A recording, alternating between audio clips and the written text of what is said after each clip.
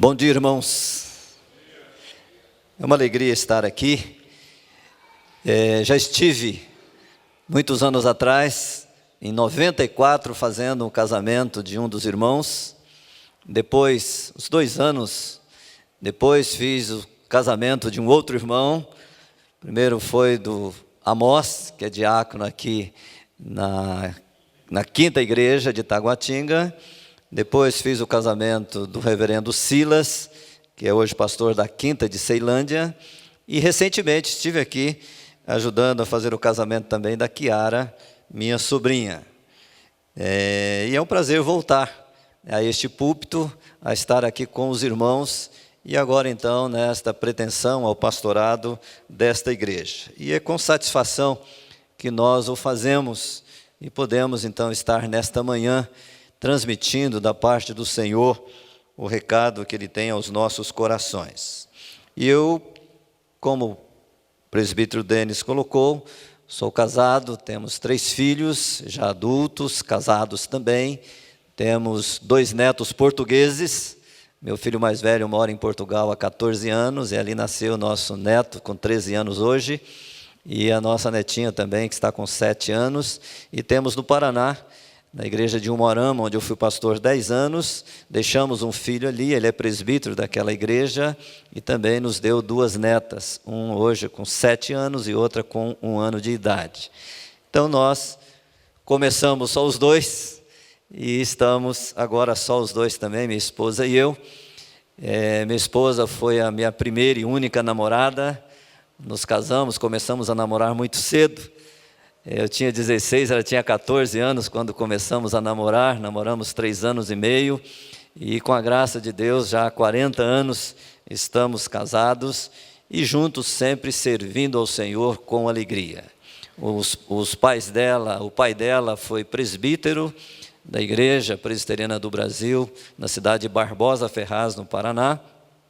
E meu pai, ele foi diácono, presbítero, evangelista, pastor, missionário da Junta de Missões.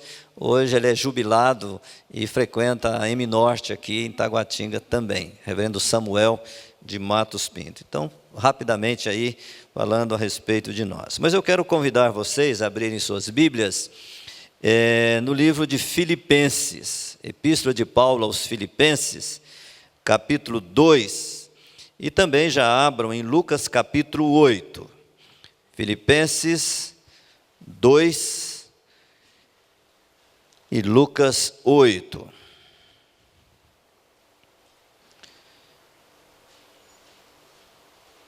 Filipenses 2, 9 a 11. Texto que fala a respeito do Senhor Jesus. Ambos os textos falam a respeito de Jesus e de seu ministério.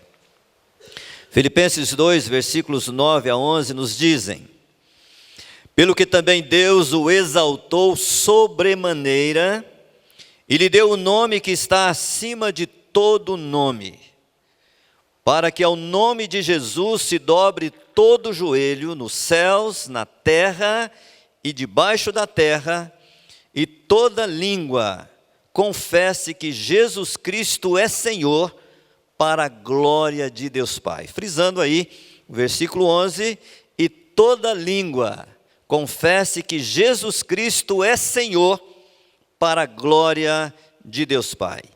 E Lucas capítulo 8, a partir do versículo 22, Lucas 8, 22, Lucas relatou o seguinte: aconteceu que num daqueles dias entrou ele num barco em companhia dos seus discípulos e disse-lhes: passemos para outra margem do lago, e partiram. Enquanto navegavam, ele adormeceu, e sobreveio uma tempestade de vento ao lago, ou no lago, correndo eles o perigo de sossobrar. Chegando-se a ele, despertaram-no dizendo: mestre, mestre, estamos perecendo. Despertando-se Jesus, repreendeu o vento e a fúria da água. Tudo cessou e veio a bonança. Então lhes disse: onde está a vossa fé? Eles, possuídos de temor e admiração, diziam uns aos outros: quem é este que até os ventos e as ondas repreende e lhe obedecem? Então rumaram para a terra dos Gerazenos, fronteira da Galileia. Logo ao desembarcar, veio da cidade ao seu encontro um homem possesso de demônios, que havia muito não se vestia, nem habitava em casa alguma, porém vivia nos sepulcros. E quando viu a Jesus, prostrou-se diante dele, exclamando e dizendo em alta voz: que tenho eu contigo, Jesus, Filho do Deus Altíssimo? Rogo-te que não me atormentes. Porque Jesus ordenara ao espírito imundo que saísse do homem, pois muitas vezes se apoderara dele, e embora procurassem conservá-lo preso com cadeias e grilhões, tudo despedaçava, e era impelido pelo demônio para o deserto. Perguntou-lhe Jesus: qual é o seu nome? Respondeu ele: Legião, porque tinham entrado nele muitos demônios. Rogavam-lhe que não os mandasse sair para o abismo. Ora, andava ali pastando no monte uma grande manada de porcos. Rogaram-lhe que lhes permitisse entrar naqueles porcos, e Jesus o permitiu. Tendo os demônios saído do homem, entraram nos porcos, e a manada precipitou-se despenhadeiro abaixo para dentro do lago e se afogou. Os porqueiros, vendo o que acontecera, fugiram e foram anunciá-lo na cidade pelos campos. Então saiu o povo para ver o que se passara e foram ter com Jesus. De fato, acharam o homem de quem saíram os demônios, vestido em perfeito juízo, assentado aos pés de Jesus, e ficaram dominados de terror. E algumas pessoas que tinham presenciado os fatos contaram-lhes também como fora salvo o endemoniado. Todo o povo da circunvizinhança dos Gerazenos rogou-lhe que se retirasse deles, pois estavam possuídos de grande medo. E Jesus, tomando de novo o barco, voltou. O homem de quem tinham saído os demônios rogou-lhe que o deixasse estar com ele. Jesus, porém, o despediu, dizendo: volta para casa e conta aos teus tudo o que Deus fez por ti. Então foi ele anunciando por toda a cidade todas as coisas que Jesus lhe tinha feito. Ao regressar Jesus, a multidão o recebeu com alegria, porque todos o estavam esperando. Eis que veio um homem chamado Jairo, que era chefe da sinagoga, e prostrando-se aos pés de Jesus, lhe suplicou que chegasse até a sua casa, pois tinha uma filha única de uns 12 anos que estava à morte. Enquanto ele ia, as multidões o apertavam. Certa mulher que havia 12 anos vinha sofrendo de uma hemorragia, e a quem ninguém tinha podido curar, e que gastara com os médicos todos os seus haveres, veio por trás dele e lhe tocou na orla da veste, e logo se lhe estancou a hemorragia. Mas Jesus disse: quem me tocou? Como todos negassem, Pedro com seus companheiros disse: Mestre, as multidões te apertam e te oprimem, e dizes quem me tocou? Contudo, Jesus insistiu: alguém me tocou, porque senti que de mim saiu poder. Vendo a mulher que não podia ocultar-se, aproximou-se trêmula e, prostrando-se diante dele, declarou, à vista de todo o povo, a causa por que lhe havia tocado e como imediatamente fora curada. Então lhe disse: filha, a tua fé te salvou, vai-te em paz. Falava ele ainda quando veio uma pessoa da casa do chefe da sinagoga, dizendo: tua filha já está morta, não incomodes mais o mestre. Mas Jesus, ouvindo isto, lhe disse: não temas, crê somente, e ela será salva. Tendo chegado à casa, a ninguém permitiu que entrasse com ele, senão Pedro, João, Tiago, e bem assim o pai e a mãe da menina. E todos choravam e a pranteavam. Mas ele disse: não chores, ela não está morta, mas dorme. E riam-se dele, porque sabiam que ela estava morta. Entretanto, ele, tomando-a pela mão, disse-lhe em voz alta: menina, levanta-te. Voltou-lhe o espírito, ela imediatamente se levantou, e ele mandou que lhe dessem de comer. Seus pais ficaram maravilhados, mas ele lhes advertiu que a ninguém contassem o que havia acontecido. Feche os olhos, vamos orar mais uma vez. Senhor, queremos entender aquilo que o Senhor quer nos ensinar nesta manhã. Acabamos de ler a Tua palavra e pedimos, ó Deus, pela intervenção do Teu Espírito aos nossos corações, às nossas mentes, desde os menores até os mais idosos, que o Senhor possa tornar a nossa mente cativa à Tua palavra, ao agir do Teu Espírito aos nossos corações nesta manhã. Fale, Senhor, ao Teu povo, fale aos nossos corações, fale às nossas vidas, segundo o Teu querer, segundo a vontade do Senhor. Oramos, Pai, no nome de Jesus. Amém. Irmãos, nós estamos vivendo num tempo em que as pessoas não estão mais crendo na palavra de Deus. Muitos creem que papel aceita tudo. Então alguém resolveu escrever alguma coisa, contar algumas historinhas, e para que as pessoas pudessem acreditar nisto. Mas nós não cremos que assim seja. Nós cremos que a Bíblia de fato é a palavra de Deus, que ela foi mandada escrever pelo próprio Deus. O Espírito Santo inspirou homens para que assim escrevesse esta palavra, falando de acontecimentos reais, para que assim pudéssemos viver segundo a vontade do Senhor. E aqui nesses textos que acabamos de ler, tanto o apóstolo Paulo no primeiro texto, quanto Lucas, registram algumas coisas importantes. Ontem estivemos falando alguma coisa a respeito do ministério do apóstolo Paulo, no seu ministério evangelístico e missionário, nas suas 3 viagens missionárias, e mostrando, realmente ensinando a importância de se crer em Cristo Jesus como Senhor e como Salvador. E damos graças a Deus por este ministério tão abençoado na sua época, que fez com que a palavra de Deus pudesse chegar até nós.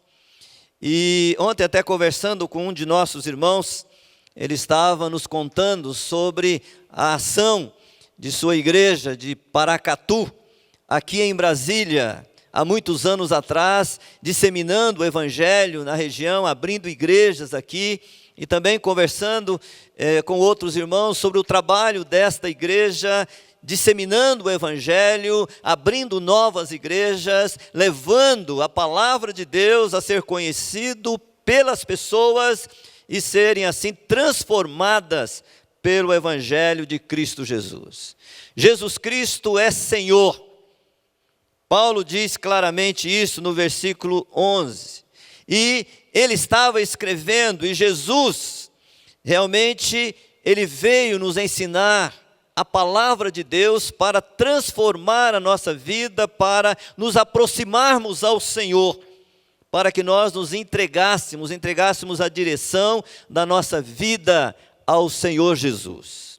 E Paulo então diz: Deus exaltou Jesus de forma sobremaneira, e lhe deu o nome que está acima de todo nome. E a razão disto é para que diante de Jesus, ao nome de Jesus, se dobre todo o joelho em toda a terra, para que as pessoas possam acreditar nele, crer nele como Senhor, como Salvador, não como um mero homem que veio ao mundo, que nasceu, se tornou um grande mestre, mas como o Senhor encarnado, como Deus encarnado, como o Deus conosco, como aquele que veio do céu para abençoar as nossas vidas, para transformar as nossas vidas, para nos fazer seres melhores, para nos aproximar de Deus e para transformar a nossa vida em meros seres humanos, para nos tornarmos assim filhos de Deus e alcançarmos a vida eterna. E desta maneira, irmãos, nós podemos ver nesse texto de Lucas capítulo 8, alguns acontecimentos que demonstram este senhorio de Jesus. Demonstram o poder de Jesus sobre várias áreas diferentes. E eu creio que Lucas estava aqui exatamente registrado, lógico, o Espírito Santo, através de Lucas, registrando estas ações de Jesus em um período muito curto, em apenas um dia. E em outro texto, o texto de Marcos, o texto paralelo, vai dizer que já era tarde, quando Jesus resolve ir para o outro lado do mar da Galileia. Não sabemos que horário era este, que tarde era este, mas Jesus então, após ensinar ali em Cafarnaum as multidões, ele resolve ir para o outro lado do mar. O mar da Galileia tem mais ou menos 20 quilômetros por 14. E cremos que Jesus estivesse então atravessando o mar da Galileia neste espaço mais curto, 14 quilômetros. Era um tempo razoável, uma vez que eles deviam estar viajando com barcos a remo. Seria uma viagem ali talvez de 2 ou 3 horas para atravessar esses 14 quilômetros, não fosse até a tempestade que eles enfrentaram, ali uma tempestade de vento, não de chuva, mas de vento, em que Jesus estava ali dormindo, descansando, enquanto esta viagem acontecia, e ele então vai até a terra dos Gerazenos ou dos Gadarenos, e ali realiza um de seus milagres, ele faz diferença naquele lugar e retorna. Então a história relatada aqui do versículo 22, do capítulo 8, até o final, exatamente acontece neste período de uma tarde e início da noite daquele dia. E Jesus então, como diz o versículo 22, ele resolveu e convidou os seus discípulos para ir até o outro lado do mar da Galileia. E assim eles vão. E ele está dormindo, ele está descansando, enquanto o vendaval vem, a tempestade vem, e os discípulos não sabem o que fazer com aquela tempestade. O barco está a ponto de virar. E Jesus está dormindo, descansando, e eles, depois de fazer todo o possível para resolver este problema, eles então clamam por Jesus, para que Jesus pudesse fazer algo para salvá-los. Não te importa que pereçamos, dizem eles. E aqui nós vemos, irmãos, então, a primeira demonstração do poder de Jesus. Jesus, ele é Senhor sobre a natureza. E nós vemos então que Jesus, ao ver aquela tempestade, os discípulos desesperados com o que está acontecendo, pensando que seriam os momentos últimos de suas vidas, que o barco viraria, eles morreriam afogados, Jesus então se levanta e ergue a sua mão e manda que a tempestade se acalme, que o mar se acalme, e tudo se acalmou, o mar ficou tranquilo, e eles puderam então navegar até o outro lado. Então nós vemos aqui a demonstração de Jesus Cristo como Senhor sobre a natureza. E nós vamos, irmãos, ver durante o ministério de Jesus várias demonstrações deste poderio, desse senhorio de Jesus sobre a natureza. Em outro momento vamos ver Jesus mandando que uma multidão de 5.000 pessoas, 5.000 homens, se assente, e ele tendo nas mãos simplesmente 5 pães e 2 pequenos peixes, e ele multiplica este alimento de um garoto e alimenta toda esta multidão. Se havia ali mulheres e crianças, devia ter em torno de umas 10.000 pessoas, que assentaram-se, e os discípulos serviram aqueles peixes e aqueles pães, e todos comeram, se fartaram, e ele então recolhe ou manda recolher 12 cestos cheios. Em outro momento, havia 4.000 homens e Jesus faz a mesma coisa, manda que eles se assentem e dá de comer com poucos alimentos, ele alimenta aquela multidão. Ou seja, Jesus demonstrando o seu poder sobre a matéria, sobre a água, sobre os ventos. No início do seu ministério, ele já tomou água, mandou que servissem água, e na verdade a água já era vinho, ou seja, ele transformou a água em vinho, mudando a natureza completamente da água, transformando-a no melhor do vinho, demonstrando então o seu poder sobre a matéria, sobre a natureza. Em outro momento, depois da multiplicação daqueles pães para 5.000 pessoas, ele manda que seus discípulos vão à frente, e depois ele aparece andando por sobre as águas, como se fosse terra seca.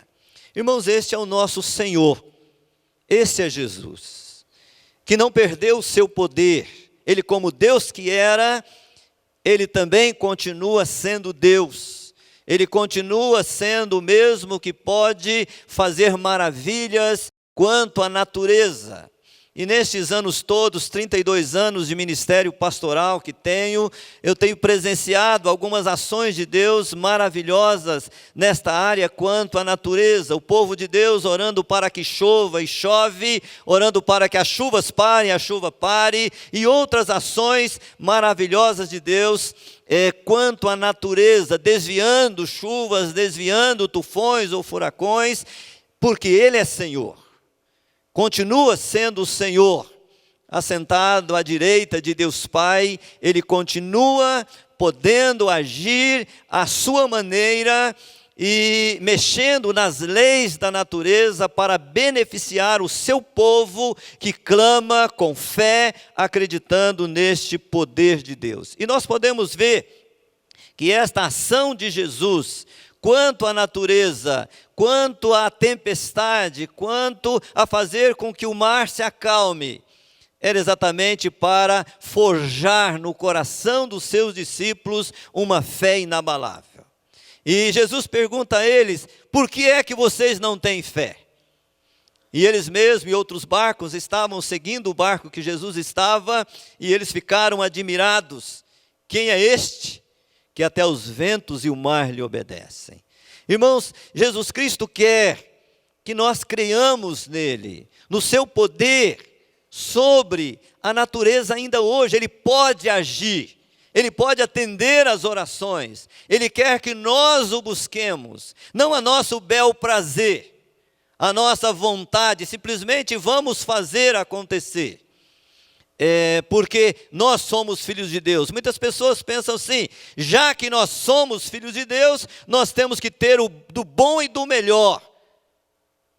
Na verdade, nem sempre é assim, nem sempre Deus vai agir assim, mas Deus sempre o fará para a sua glória e para a sua honra, e não para o nosso prazer simplesmente, para nos honrar e para nos fortalecer a fé nele, para que creiamos que Ele ainda é Senhor sobre a natureza. Depois, irmãos, os versículos 26 a 34, ele já do outro lado do mar, ou do lago de Genezaré, ele chega e ali existe um homem endemoniado. E o texto diz que havia uma legião de demônios naquela pessoa, um homem só sendo possuído por milhares de demônios. Não sei quantos aqui já tiveram o desprazer, vamos dizer assim, de enfrentar uma possessão demoníaca. Hoje em dia, quase em nossas igrejas não se vê, são poucas as pessoas que procuram os nossos cultos, a não ser naquelas igrejas que estão trabalhando mais na periferia da cidade, com pessoas usuárias de drogas, usuárias de bebida alcoólica. Muitas vezes ali há muita possessão demoníaca. Muitas vezes no meu ministério eu tive que enfrentar situações sérias de pessoas endemoniadas. Não é algo agradável de se ver e de se enfrentar, mas a cada um de nós, como servos e como filhos de Deus, foi dado por Deus o poder sobre demônios. E Jesus estava demonstrando ali aos seus discípulos que eles podiam também fazer a mesma coisa em seu nome e para a glória do seu nome. Jesus estava mostrando aos seus discípulos que os poderes das trevas não são páreos para o poder de Jesus. E o poder da igreja deve continuar. Nós podemos e devemos crer que nós, munidos do poder de Deus, submissos à sua vontade e buscando a sua glória, nós podemos enfrentar quaisquer situações com os poderes das trevas e nós seremos vitoriosos. E nós levaremos as pessoas à libertação destes demônios, dessas ações demoníacas. Nem sempre os demônios eles vão possuir, nem sempre vai haver a possessão demoníaca, mas muitas vezes os demônios estão agindo ao redor, na família, destroçando, destruindo, tirando a paz, levando as famílias a brigas constantes, intrigas, e nós precisamos, como servos de Deus, munidos deste poder do Senhor Jesus, que deve habitar a nossa vida diariamente, buscando nós viver segundo a vontade do Senhor, deixando de lado todo o pecado, nós poderemos sim utilizar-nos deste mesmo poder que Deus colocou em nossas mãos para libertarmos pessoas.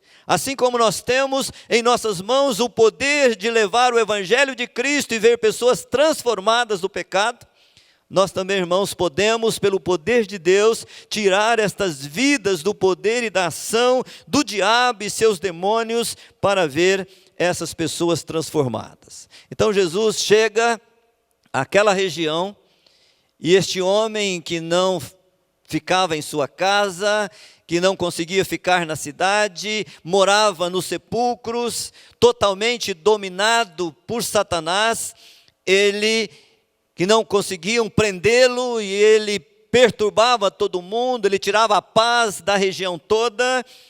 Jesus se encontra com ele, Jesus determina a estes demônios que deixem este homem, e eles o deixaram. E quando as pessoas chegam da cidade para a presença de Jesus, eles veem aquele homem assentado, agora não mais desnudo, mas agora totalmente vestido, ouvindo os ensinamentos de Jesus Cristo, e ali cremos, pelo que o texto diz, ele foi transformado. Irmão, Jesus não tirou os demônios deste homem simplesmente para trazer paz à cidade. Isto aconteceu, mas o objetivo de Jesus Cristo ali era realmente demonstrar o poder de Deus para que aquela pessoa especialmente fosse liberta.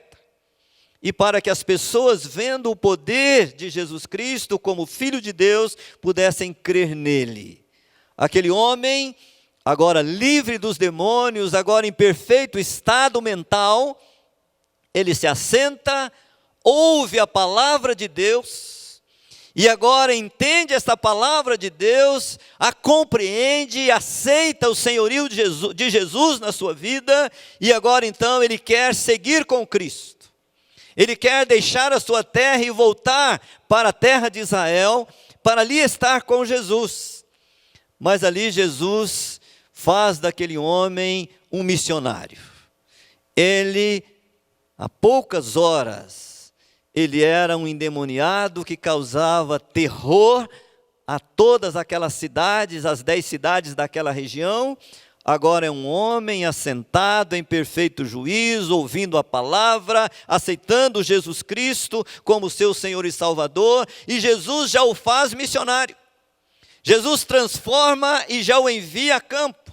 Ele quer ir com Jesus. Jesus diz: não, fique e diga às pessoas o que Deus fez na sua vida. Irmãos, muitas vezes nós somos chamados por Deus, você jovem, você adulto, Ou seja, Deus nos chama para levar o Evangelho de Cristo e às vezes dizemos, mas eu não tenho condição, eu não tenho curso nenhum, não tenho preparo nenhum. E na verdade, todo aquele que foi salvo por Cristo Jesus tem plena condição de falar de Jesus a outra pessoa. Tem plena condição de mostrar ao outro o que Deus fez na sua vida. Você pode então, mesmo que tenha poucas horas ou poucos dias de convertido a Jesus Cristo, você já pode ser alguém que transmita o Evangelho de Cristo às pessoas. E aqui Jesus então muda completamente de uma hora para outra, de um momento para outro, a situação daquela região, em especial a situação na vida daquele homem, de um endemoniado e proscrito da sociedade, para um homem agora perfeitamente vestido, em paz, com boa palavra, como capacitado por Deus para levar o Evangelho de Cristo àquelas pessoas. Nós não sabemos se este homem posteriormente atravessou o mar, como era só 14 quilômetros de distância onde ele estava, para Cafarnaum, onde Jesus ficou a maior parte do tempo. Nós não sabemos, não apareceu o nome dele. Quem sabe tenha se tornado membro da igreja em Jerusalém após a ressurreição de Jesus, não sabemos. Mas o que nós sabemos é, este homem, logo após a transformação da sua vida, foi feito por Jesus um missionário em sua terra. E Jesus ali demonstrou então que não há poder no céu e na terra que não tenha que se submeter ao seu poder. E nós podemos crer que Jesus é poderoso para fazer muito mais do que pensamos ou do que pedimos. E que nós, diante dele, nós podemos muito, porque o seu poder presente no seu povo, no seu filho, vai fazer com que nós realmente possamos levar a transformação, tirar as pessoas das garras de Satanás e libertá-la do poder das trevas. Então vemos que Jesus tem poder sobre a natureza, Jesus tem poder sobre os poderes das trevas, sobre os demônios, sobre Satanás. E agora, irmãos, versículos 43 a 48, Jesus tem poder também sobre as enfermidades. E isto largamente no seu ministério, ele demonstra este poder sobre todo tipo de enfermidades, todo tipo de problema físico e mental. Jesus é capaz de libertar. E aqui está esta mulher, uma mulher há 12 anos com hemorragia. Imagine a situação desta mulher, 12 anos buscando tratamento de saúde para ela, e ninguém pode cuidar do seu problema. E ela certamente envergonhada por sua condição, não podendo ir a lugar algum, devido ao seu sangramento constante, e agora então ela crê. Ela havia ouvido sobre Jesus e ela acredita piamente, de todo o coração, que se ela furtivamente chegasse até a presença de Jesus e pudesse simplesmente tocar nas suas vestes, ela seria curada. Por que ela não pensou diferente? Chegar diante de Jesus e dizer: Jesus, eu tenho um problema, eu tenho uma dificuldade, me livre deste problema. Não era fácil para ela, por ser mulher e por causa do seu problema localizado, ela realmente seria difícil para ela, seria muito vergonhoso para ela chegar diante da multidão e contar o seu problema. Então ela crê, e crê de todo o seu coração que o seu problema pode ser sanado, que a sua enfermidade pode ser retirada, meramente colocando as suas mãos nas vestes de Jesus. E ela o faz furtivamente, indo no meio da multidão, e ali ganhando mais proximidade de Jesus, ela chega, toca nas vestes de Jesus, e diz o texto que imediatamente ela se vê curada. E Jesus então para tudo, para a sua caminhada e diz: quem me tocou? E os discípulos ficam: mas como? Todo mundo te toca, todo mundo está aí próximo demais do Senhor, como assim? Mas Jesus diz: foi um toque especial, foi um toque especial. eu senti que de mim saiu poder. Irmãos, muitas vezes nós estamos até buscando Jesus, buscando a Deus. Muitas vezes nós nos dirigimos até este local, até a igreja. Nós vamos às programações da igreja, nos envolvemos com muitas coisas na igreja. Podemos até dizer, mas eu tenho Jesus. Eu estou constantemente servindo a Jesus. Eu canto no coral, eu canto no louvor da igreja, eu até toco instrumentos na igreja, ou eu participo da SAF, da UPH, da UMP da igreja, da UPA, da UCP, eu canto no coral, eu faço muitas coisas, mas muitas vezes nós estamos como aquela multidão, nós estamos simplesmente indo juntos, sendo levados, mas não estamos parando, e buscando com fé, e acreditando de todo o coração que de fato Jesus Cristo pode fazer algo mais nas nossas vidas. E esta mulher acreditou, foi atrás do seu sonho. Ela disse, se eu for e tocar em Jesus, eu verei a minha enfermidade sendo retirada imediatamente. Ela foi, buscou de todo o seu coração o seu objetivo, e ela viu de Deus o resultado e a solução para o seu problema. E nós vemos aqui então, em todos os evangelhos, vamos ver inúmeros e inúmeros casos, e como o apóstolo João vai dizer, que se tudo o que Jesus fez pudesse ser escrito, não haveria lugar para tantos livros para falar de tudo aquilo que Jesus fez. Ou seja, Jesus, ele demonstrou largamente o seu grande poder sobre as enfermidades. Mas esse poder parou? Jesus deixou de ser Deus? Jesus deixou de agir? Ou ainda a sua ação é algo presente e real no século 21. Eu creio piamente, Jesus continua sendo o mesmo, ontem, hoje e o será para sempre. E Ele ainda está ouvindo as orações, atendendo o seu povo, quando o seu povo busca. E nós, irmãos, como igreja de Jesus Cristo, nós temos algo muito importante, que muitas vezes desprezamos, que são as orações.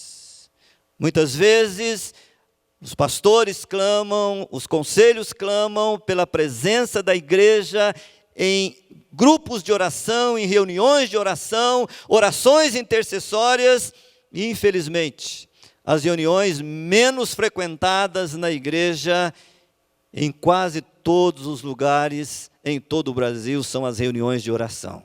Ou seja, as pessoas não estão orando como deveriam orar, não estão buscando em Deus a solução dos problemas para si e para outros. Nós não temos um mundo melhor ainda, porque a igreja não está cumprindo o seu papel. Hoje à noite eu vou falar um pouco ainda sobre a oração. E eu quero chamar a sua atenção. Seja você jovem ou adulto, nós precisamos orar. Nós precisamos confiar que Deus responde. E aqui está esta mulher que acreditou que poderia ser feito em sua vida este milagre. E milagres aconteceram. Irmãos, nós temos um outro problema como presbiterianos. Nós não gostamos de contar o que Deus fez, ou o que Deus faz em nós. As igrejas pentecostais, elas chamam as pessoas, vêm à frente e falam das realizações de Deus. E nós somos muito tímidos. Não que Deus não esteja fazendo, Deus está fazendo, e nós temos presenciado isto, essas ações miraculosas, maravilhosas, intervenções de Deus na saúde de muitas pessoas, mas nós não gostamos de contar isto. Dá a impressão que nós não gostamos de contar os favores de Deus. Mas é importante, há pessoas que precisam presenciar isto, relatos das ações de Deus, de milagres verdadeiros de Deus nos nossos dias, para que a sua fé se fortaleça, para que de fato creiam. E é este o objetivo de Jesus com seus muitos e diversos milagres.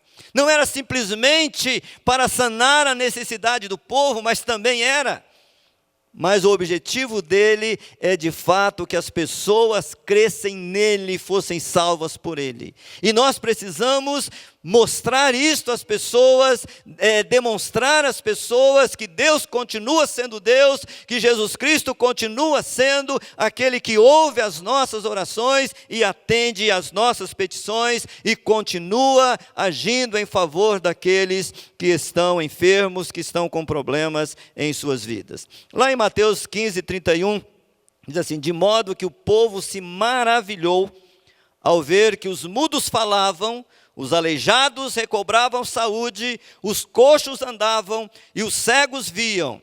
Então glorificavam ao Deus de Israel. É lógico, irmãos, que muitas vezes nos nossos dias os charlatães estão por aí até para arrancar dinheiro das pessoas, para arrancar tudo o que as pessoas têm, e nós sabemos também que o diabo pode fazer muitos e grandes milagres, e nós devemos estar alertas, sabendo que Deus continua fazendo, mas que o inimigo também está agindo para, ao invés de trazer as pessoas a Deus, mas para tirar as pessoas da sua confiança no Senhor. Mas depois, irmãos, nós vemos os versículos 40 a 42 e 49 a 56, um outro tipo de poder de Jesus. Vimos então que Jesus tem poder sobre a natureza, Jesus tem poder sobre os poderes das trevas, Jesus tem poder sobre as enfermidades, e agora então a demonstração de que Jesus tem poder sobre a morte. Não há nada que Jesus Cristo não possa fazer, Ele tem poder, Ele tinha e tem e continua tendo poder sobre a morte. E Ele aqui em vários momentos vemos Jesus tirando da morte pessoas que estão mortas, trazendo vida a essas pessoas. E nós podemos aqui olhar para esse texto de duas maneiras, ou para esse tipo de poder de Jesus. Ele tanto tem poder sobre a morte física, como sobre a morte espiritual. E aqui nós vemos então Jesus ressuscitando esta garota que acabara de morrer. Ela, naquela tarde, ela havia morrido. O seu pai vem atrás de Jesus, pedindo que Jesus vá à casa dele, porque ela estava doente. Mas enquanto Jesus caminhava, acontece o episódio da mulher enferma ali, que é curada, e quando Jesus está indo para a casa daquele homem, alguém vem e diz: olha, não precisa mais, agora não adianta mais, não há mais o que fazer, ela morreu. E Jesus então diz: fique tranquilo, porque haverá a manifestação do poder de Deus aí. E nós vemos então que Jesus vai e ressuscita esta jovem, essa garota, essa criança, e assim traz paz e alegria àquela pessoa. Irmãos, o que Jesus Cristo de fato quer, e quer para a sua vida, para a nossa família, que nós tenhamos paz, que nós acreditemos nele, saibamos que ele tem todo o poder no céu e na terra. Ele foi Senhor no passado, Ele é Senhor hoje e continuará sendo Senhor. É a esse Senhor que queremos servir, é a este Deus a quem queremos servir. Muitas vezes vêm a Jesus simplesmente para solucionar problemas. Muitos vêm a Jesus porque querem a Ele como Senhor e Salvador.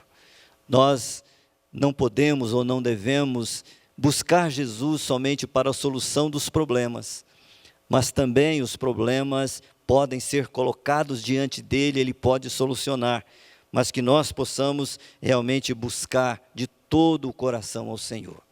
Tudo aquilo que Jesus fez, João vai dizer isto, que tudo aquilo que Jesus fez foi para a manifestação do seu nome, para a demonstração do seu poder, para que todos pudessem vir a crer nele. Então este é o objetivo maior das ações de Jesus Cristo, para que possamos crer nele. E muitas vezes ele faz maravilhas em nosso meio para nos aproximar mais dele. E nós devemos buscá-lo mais e buscar o seu poder e acreditar que ele ainda pode fazer. Os discípulos perguntaram: quem é este que até o mar e a tempestade lhe obedecem? E Jesus Cristo então demonstrou ser Deus, o Deus conosco, o Emanuel, o Deus presente entre nós, aquele que, embora tenha subido para a presença do Pai e assumido a sua glória, Ele está presente hoje com o seu povo, para abençoar as nossas vidas, para nos fazer mais fortes, para nos fazer mais fiéis e para que sejamos aqueles que possam ir para fora das quatro paredes da igreja, para demonstrar lá fora que o nosso Senhor, Ele pode todas as coisas, que é Senhor dos céus e da terra, e que nada é impossível a Ele, que Ele tudo pode, e que Ele quer realmente transformar vidas, trazer as pessoas a paz, a harmonia e a sua direção. Irmãos, que Deus nos dê este consolo da sua presença, e este conforto, principalmente aqueles que estão passando por lutas, por dificuldades, por enfermidades. Vamos crer, confiar que Deus ainda pode. Deus ainda pode fazer maravilhas em nosso meio.